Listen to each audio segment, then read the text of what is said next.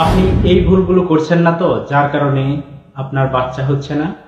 মাসিক চলাকালীন সময় আপনারা যদি 5টি ভুল করে থাকেন, আপনাদের বাচ্চা হবে না। মাসিক চলাকালীন সময় সাধারণত গর্ভধারণ অসম্ভব, কারণ এই সময় ডিম্বাণুগুলো নিষ্ক্রিয় হওয়ার কোনো সূচনা থাকে না। তবে কিছু ভুলের কারণে এই সমস্যাটি সংঘটিত হয়ে থাকে। চলুন আজ জানাবো আপনাদের কি কি ভুলের কারণে বাচ্চা কনসিভ হয় না। নাম্বার 1, সঠিক পরিষ্কার পরিচ্ছন্নতা বজায় রাখেন না।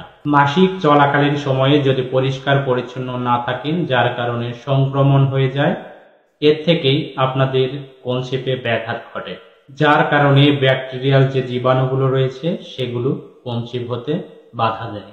নাম্বার 2, গর্ভ নির্ধারক যেগুলো পিল রয়েছে এগুলো যদি পর্যাপ্ত পরিমাণে ব্যবহার করেন, এবং অনেকেই আছে যারা ইমার্জেন্সি কন্ট্রাসেপটিভ পিল গ্রহণ করেন, সেই ক্ষেত্রে তারা নিয়ম বা কোনো কারণ জানে না, যার কারণে খেয়ে নেয়, এর থেকেও অসুবিধাটি সৃষ্টি হয়ে থাকে। নাম্বার 3, সঠিক নিয়মে মেলামেশা সম্পন্ন হয় না। অনেকে জানেই না কোন সময়ে মেলামেশা করতে হয় এবং কোন সময় ডেঞ্জারাস সময়, যে এই সময়ে কনসিভ হয়। নাম্বার 4, অতিরিক্ত টেনশন বা দুশ্চিন্তার কারণে এই সমস্যাটি সংঘটিত হয়ে থাকে। যখন আপনি অতিরিক্ত টেনশন করেন তখন শরীরের মধ্যে ডোপামিন হরমোন সিক্রেশন হয়, যা বিভিন্ন ধরনের হরমোনকে ইমব্যালেন্স করে দেয়, যার কারণে কনসিভ হয় না।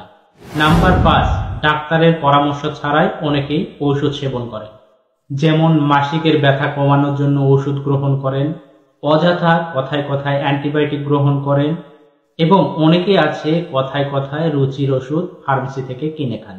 এগুলোর সর্বোচ্চ সাইড এফেক্ট হিসাবে কাজ করে আপনার কনসিভ নষ্ট হওয়ার জন্য, বা বিভিন্ন সময় দেখা যায় জরায়ুতে ইনফেকশন বা অন্যান্য সমস্যা সংঘটিত হয়ে থাকে, যার কারণে কনসিভ হয় না।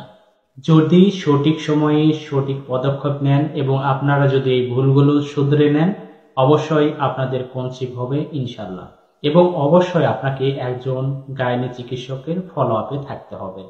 পিরিয়ড বা মাসিক বন্ধ হওয়া মানে কি গর্ভধারণ? পিরিয়ড বা মাসিক সবসময় বন্ধ হয়, কিন্তু গর্ভধারণ নয়। পিরিয়ড বন্ধ হওয়ার পিছনে অনেক ধরনের কারণ থাকতে পারে, এর মধ্যে কয়েকটি কারণ রয়েছে, তা আজ আপনাদের জানাবো।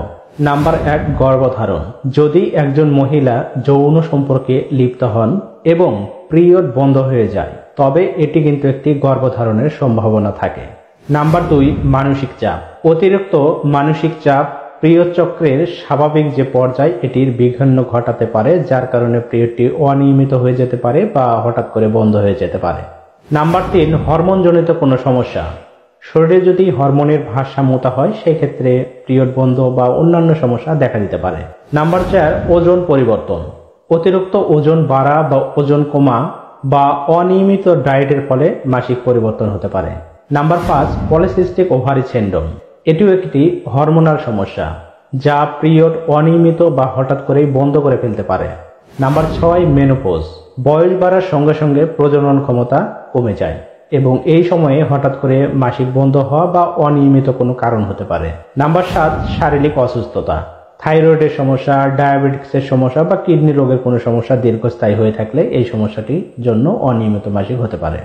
যদি আপনার পিরিয়ড বন্ধ হয়ে থাকে, কারণ অজানা থাকে বা কোনো কারণ না জানা যায়, তবে সর্বপ্রথম আপনি একটি প্রেগন্যান্সি টেস্ট করে নেবেন।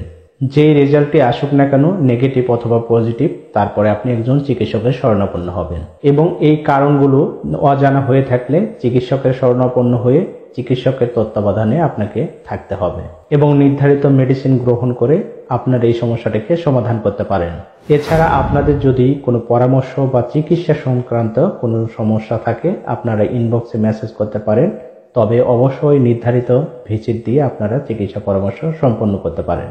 সবাই ভালো থাকুন, সুস্থ থাকুন, এই প্রত্যাশায়। আল্লাহ হাফেজ।